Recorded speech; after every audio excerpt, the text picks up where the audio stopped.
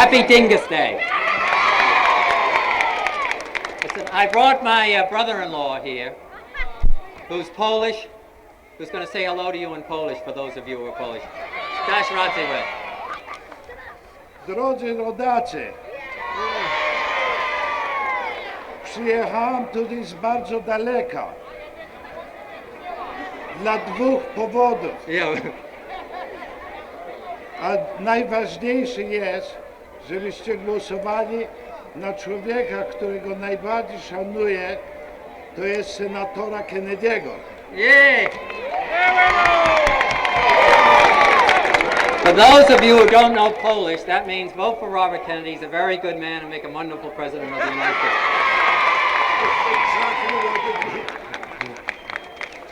So I'm delighted to be here, and we have also another guest.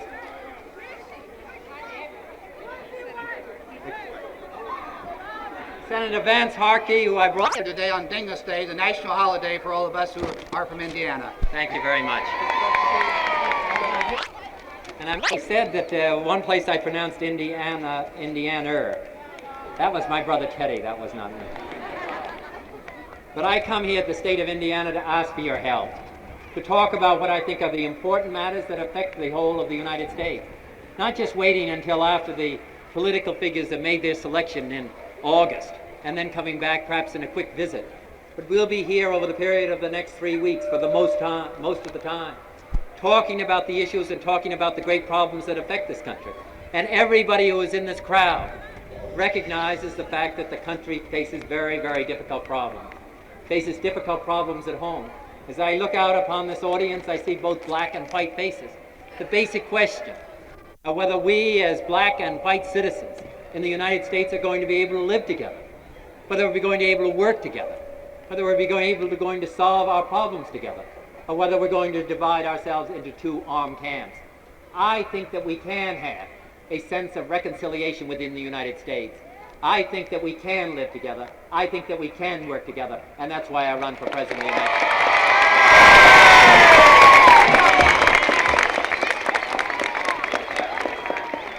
There are those who are extremists on both sides, who say that the only answer to these kinds of problems is violence and lawlessness and disorder. I don't think violence or lawlessness or disorder or riots have any role or any place in either white or black society in the United States of America, and I think it has to stop. But I also don't think that a man, because of the color of the skin or his religion or the place that he lives, who is unable to get a decent job for his family, who is unable to get a decent education for his children, who is unable to get decent housing, I don't think that has any place in the United States of America in 1968, and I think that has to stop. So I think that we have to have the best possible educational system, the best possible educational system for our children, not just a custodial care system, but a system in which children learn, educated, so that when they finish their high school they can go on, even if that does not still exist. You knew several years ago when a large plant moved out of here, Studebaker case, 7,500 people losing their jobs. But the fact is, and you demonstrated with your courage and your perseverance what can be done. The older generation has worked hard so it's possible for young people to go to school. But I think there should be continuing education for our older people as well, in their 30s and their 40s and 50s, so that they can continue their efforts, so that they can continue and improve their jobs. I think plants should be, in all of the plants there should be established an educational system. I think we should have a federal educational system run and operated at local levels, but helped by the federal government, so that every young man and young woman, if they have to leave school at an early age, if they have to drop out from college, can go on to improve their education and thus hold better jobs. I think it's extremely important in the United States.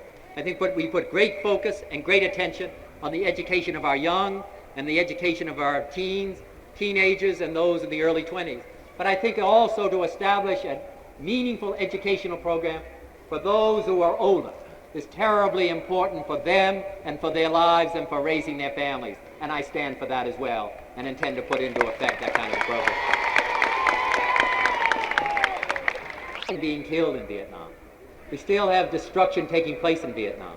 It's still an unacceptable situation in that part of the world. I don't think many of us, and certainly I do not believe in unilaterally withdrawing from Vietnam, but I do believe that the government of South Vietnam must end its corruption and dishonesty. I do believe that they should have a general mobilization, and I do believe that they should take over the major burden of the fighting in South Vietnam and not leave it to American troops. I stand for that as well. Made America's war, and I think we should go as early as possible, or go to the negotiating table and see if we can find an agreement. I'm in favor of that, and I'm in favor of going to the negotiating table at the earliest possible date. And let us save the lives that are being lost there. Let us save the devastation that is taking place in South Vietnam. Let us save the money and bring it back to the United States so that we have clean air, so that we have clean water, so that we have the best possible educational system for all of our children, so that where our children can go on to college, to go out and help over the period of the next 3 weeks, to ring doorbells, to tell people in your factories, to tell people in your neighborhood, to telephone and to write. Thank you very much.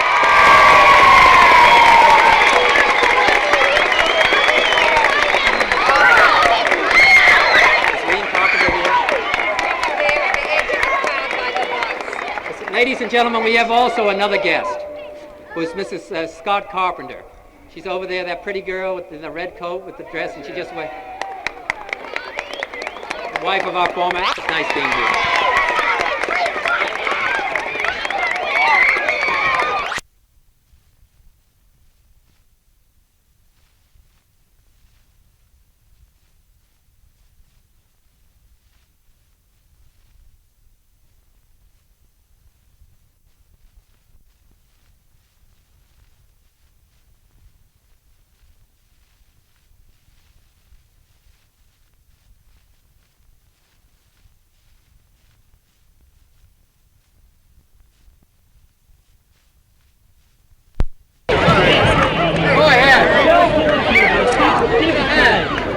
Keep it as tight as we can get it. Get that wagon up. All the way up. Hold on, Jim.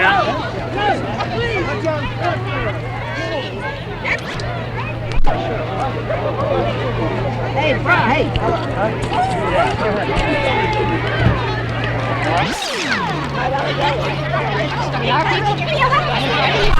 hey.